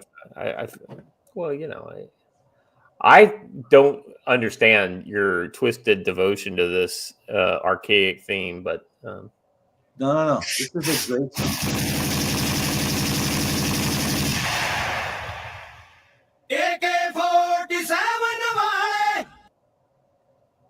If you don't think those guys are going to win, I can't help you. I just don't know which side they're on. Well, that's true. That's true. Who knew, though, that Indian gangster rap would be so good by two old dudes? I'm just throwing it out there. That's fair. That's fair. All right. Gentlemen, that's all we have time for today. Thank you very much. We may have a show tomorrow. We may have a show later this afternoon. All things depending on India and Pakistan. We'll give you guys some wall-to-wall coverage if that thing kicks off for real. Don, I hope you can make it because I'll have artillery questions aplenty. Because of two countries that know how to shoot artillery to each other, it's those two countries. Yeah. If you haven't shot your artillery already, please go down underneath and hit that like button. Drop a linear sheath on the like button and subscribe to the channel. Hit the bell for notifications. Tell your friends. Just like the FDO does over the radio, to join the CFC because that's where he gets his good info. Guys, thank you very much. Joe, Don, Watcher, chat, you guys killed it. We will see you guys for sure on Friday, and who knows, maybe before then. But until then, stay safe.